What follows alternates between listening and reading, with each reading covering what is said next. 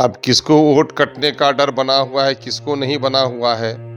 हम तो अपनी ज़मीन तलाश कर रहे हैं। यकीन है रोशनी को देखकर चिराग जलने से चोर को डर लगता है। जो लोग राजनीति में किए गए वादे को नहीं निभाकर राजनीति करते हैं, जब ऐसे लोगों को उनके वायदे याद दिलाने वाली कोई पार्टी आती है, जो पार्टी सत्ता सुख के लिए नहीं, एमआईएम या सत्ता सुख के लिए नहीं आई है, मेरी वह शक्ति है भी नहीं। मैं तो आया हूँ सिर्फ इंसाफ की बात करने के लिए कि आवाम के साथ इंसाफ किया जाए। आज़ादी इसलिए नहीं ली गई थी, वोट ये देते रहे गर्दनों के नाम पर कि तुम्हारी गर्दनें बचाई जाएंगी। गर्दनें भी काटी गई, इज्जत भी लूटी गई, खौफ में डाला भी गया, जबान भी छीनी गई, कल्चर भी छीना गया। इसके पहले भी आप जिस पार्टी में थे वो सेकुलरिज्म की ही बात करते थे। यहाँ तक हो चुका था कि एमवाई समीकरण हावी हो रहा है अपने राज्य में। उस वक्त ये जो लड़ाई थी, क्या वो जहन में नहीं थी? मेरे पास ऑप्शन नहीं थे, अब ऑप्शन है, उससे बेटर ऑप्शन है। आदमी बस स्टैंड पे जाता है और अच्छी से अच्छी गाड़ी तलाश करता है मुसाफिर। दोस्तों नमस्कार, बहुत स्वागत है आपका चौकस भारत में। हमारे साथ आज अख्तरुल ईमान साहब हैं, एमआईएम के प्रदेश अध्यक्ष भी हैं और इनका जो वजूद है वो सार्वजनिक पहले ही हो चुका है। दरअसल ये वो चेहरा है जो पहले आरजेडी से विधायक रह चुके हैं।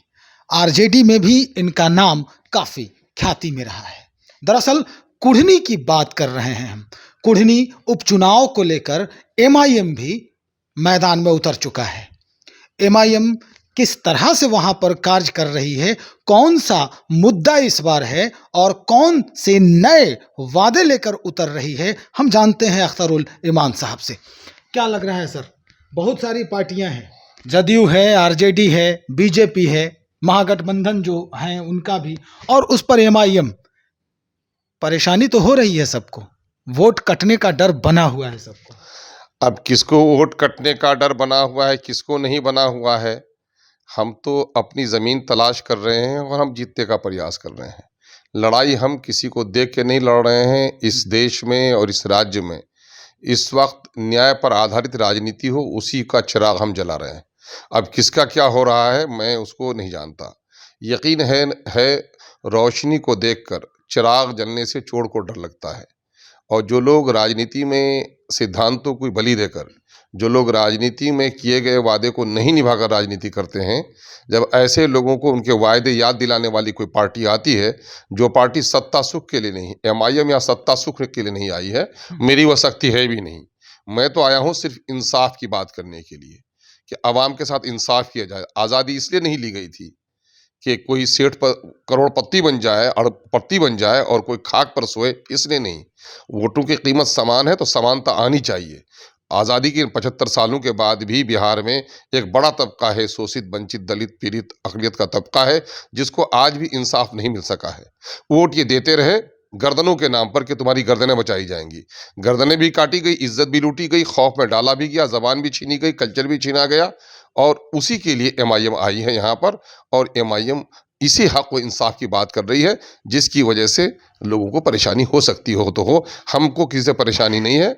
हमारे निशाने में पार्टियां सभी हैं कि इंसाफ की लड़ाई हम लड़ने के लिए आए हैं। इंसाफ की जो बात करेगा वोट का वो हकदार होगा और उसी का हम आगे चलकर साथ भी देंगे। ये लड़ाई तुम लड़ रहे हैं, मेरी लड़ाई साहब। आपने सही कहा कि आप ये लड़ाई लड़ रहे हैं। इसके पहले भी आप जिस पार्टी में थे वो सेकुलरिज्म की ही बात करते थे। यहाँ तक हो चुका था कि एमवाई समीकरण हावी हो रहा है अपने राज्य में। उस वक्त ये जो लड़ाई थी, क्या वो जहन में नहीं थी? नहीं, उस वक्त भी लड़ाई जहन में थी। मेरे पूरे राजनीतिक कार्यकलाप को पढ़ लें, आप देखेंगे कि वहां पर भी मैंने अपनी जबान को कभी बंद नहीं रखा। मेरे पास ऑप्शंस नहीं थे, मेरे पास ऑप्शन नहीं थे, अब ऑप्शन है, उससे बेटर ऑप्शन है। आदमी बस स्टैंड पे जाता है और अच्छी से अच्छी गाड़ी तलाश करता है मुसाफिर, तो अच्छी से अच्छी पार्टी तलाश होनी चाहिए। आप तो मेरे साहस पर जरा सा वो करिए कि उन पार्टियों में सत्ता सुख भोग सकता हूँ, यहाँ तो मैं कांटों पे चल रहा हूँ। आखिर किस वजह से चल रहा हूँ? मैंने वहां पर देखा कि वहां जाकर निज स्वार्थ की प्राप्ति तो हो सकती है, जनता के समस्याओं का समाधान नहीं हो सकता है। और जनता के समाधान के लिए मैं समझता हूं कि आपने जो माई का समीकरण का यह शब्द भूल जाइए। ये लालू जी के पवित्र विचार थे और लालू जी के विचारों का, आदरणीय लालू जी के विचारों का, उनके कार्यकलाप की आज भी मैं तारीफ करता हूं। लेकिन आपने ए टू जेड नहीं सुना। ए टू जेड अगर आपने नहीं सुना है तो सुन लीजिए। लालू जी का खेमा 2 खंभों पे खड़ा था। लालू जी चिंतित रहते थे, खंभा टूटा तो मेरा खेमा टूट जाएगा। लेकिन तेजस्वी जी का जो महल खड़ा है वो 26 खंभों पे खड़ा है। ए टू जेड का मतलब 26 अंक अल्फाबेट के। तो उसमें से एक यम टूट ही जाएगा तो क्या होगा? लेकिन बहुत बड़ा तबका टूटेगा ना, वो खंभा काफी मजबूत है। नहीं, वो खंभा आपके नजदीक में मजबूत हो सकता है, लेकिन महल वाले के नजदीक मजबूत नहीं है। वह नहीं तो उनकी हालत ठीक होती। हम लोग अछूत नहीं रहते। हम लोगों ने पहले भी कहा था कि यम के जो मसाइल हैं वो हल नहीं हुए, आप हमें गठबंधन में साथ रखिए। उन्होंने नहीं चाहा। आज जो लोग वोट कटवा बोलते हैं हम लोगों को, वो लोग अपने सीने में झांकें। वोट कटवा होते तो हम किसी की बात नहीं मानते, अकेले लड़ते। हम लोगों ने बार बार कहा है कि इस वक्त फिरकापरस्त पार्टियों को, सांप्रदायिक शक्तियों को किनारा करने के लिए लाइक माइंडेड पार्टियों को एक होना चाहिए। लेकिन नहीं, सबको एक होना चाहिए। कोयरी कुर्मी भाई पार्टी बना लें, सह सकते हैं लोग। माझी भाई पार्टी बना लें, सह सकते हैं लोग। मल्ला भाई पार्टी बना लें, सह सकते हैं, सबको गले लगा सकते हैं। लेकिन माई जिसके बल पर पूरा जो राजनीतिक विस्तारीकरण उनका हुआ, उनको अलग पार्टी बनने की कोई इजाजत नहीं होगी। मतलब यह है कि दलितों के बदन पर अच्छे कपड़े नहीं आए, गुलामों की जबान खामोश रहे। ये नहीं चलेगा। अब ये नहीं चलेगा। हम लोग लड़ाई जगाने के लिए उठे हैं। शोषितों वंचितों को जब तक इंसाफ न दिलाएगी एमआईएम कहीं भी नहीं लड़े। आप देखिए वहां पर भी एमआईएम को कई बार ऑफर मिला हुकूमत में शामिल होने लगा। तेलंगाना ने कहा मैं हुकूमत के पराठे खाने के लिए नहीं, गरीबों को उसका रोटी का हिस्सा पहुंचाने के लिए खड़ा हूं। तो हम राजनीतिक सुख के लिए नहीं है, सत्ता सुख के लिए हम नहीं लड़ रहे हैं। हम वंचित, शोषित, पीड़ित लोगों के लिए हम लड़ाई लड़ रहे हैं। मतलब आप कहना चाहते हैं कि 16.9% जो बिहार के मुस्लिम में जो इस्लाम धर्म के अनुयायी हैं लोग, उसमें जो पसमानदा समाज के लोग हैं, उनको आप कुढ़नी से ही ये संदेश देंगे कि हम आपके लिए खड़े हैं। कुढ़नी से ही हम संदेश नहीं, पूरे बिहार में हम संदेश दे रहे हैं। असेंबली में भी हम संदेश दे रहे हैं, अपनी राजनीतिक सभाओं में भी संदेश दे रहे हैं कि सिर्फ ये 16% या 9% या 18% लोगों को नहीं, बल्कि मैं पूरे बिहार के शोषित वंचित समाज के लोगों को कहता हूं कि अपने समुदाय की परवाह करो। चूंकि यहाँ पर राष्ट्रवाद को दफना दिया गया है, जातिवाद की राजनीति हो रही है। जिस जाति के लोग गद्दी पर बैठे हैं, उस जाति के लोग दारोगा भी बन रहे हैं, एसडीओ भी बन रहे हैं, डीएम भी बन रहे हैं, उनको टेका भी मिल रहा है, उनका सामाजिक स्तर भी अच्छा हो रहा है। तुम्हारी जब तक पार्टी नहीं बनेगी तुम अच्छी नहीं बन सकोगे। तुमसे राष्ट्रवाद के नारा करवाते हैं और जातिवाद की राजनीति वो करते हैं। इसलिए तुम भी उठो, शोषित वंचित जो अपनी जाति है तुम्हारी, ये उठो और इनसे इंसाफ मांगो। तो इंसाफ के लिए हम उठे हैं। यही वजह है कि इन लोगों को दिक्कत हो रही है।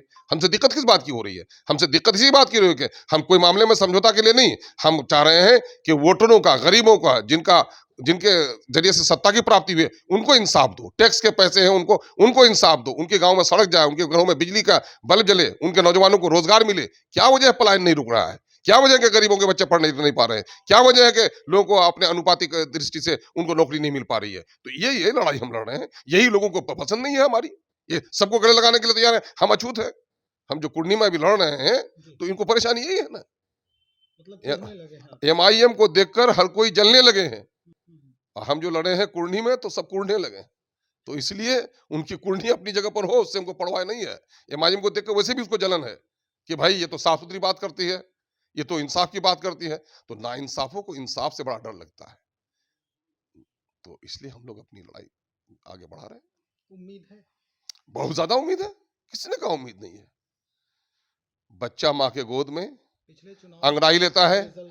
पिछले बच्चा माँ के गोद में अंगड़ाई लेता है, फिर अपने घर और आंगन में चलता है, फिर बस्तियों की तरफ निकलता है। तो हम सीमांचल में हमने वो किया है और हम अब राज्य की तरफ निकले हैं। और जहाँ जा रहे हैं हमारा संगठन मजबूत हो रहा है, लोग हमारे विचारों से अवगत हो रहे हैं, हम लड़ाई लड़ने में अग्रसर हैं। इसमें क्या दिक्कत हमको है? चलिए, बहुत शुक्रिया जानकारी देने के लिए। अख्तरुल ईमान साहब हमारे साथ जुड़े हुए थे। इन्होंने जो कहा, इनके जो दर्शन है, इनकी जो फिलॉसफी है, वो बिल्कुल स्पष्ट है। इनके साथ क्या हुआ नहीं हुआ ये दर्द भी बयां करते नजर आए। लेकिन क्या इन मुद्दों को लेकर हम एक जगह की जनता को अपनी ओर आकर्षित कर सकते हैं? ये तो बड़े पैमाने पर जब भी होगा तो बड़े पैमाने पर भी ये असर कर पाएगा, अगर ये संदेश वहां तक पहुंच पाए। बहरहाल, आप बने रहें हमारे साथ। हम और भी खबरों को लेकर बहुत जल्द हाजिर हो रहे हैं। शुक्रिया।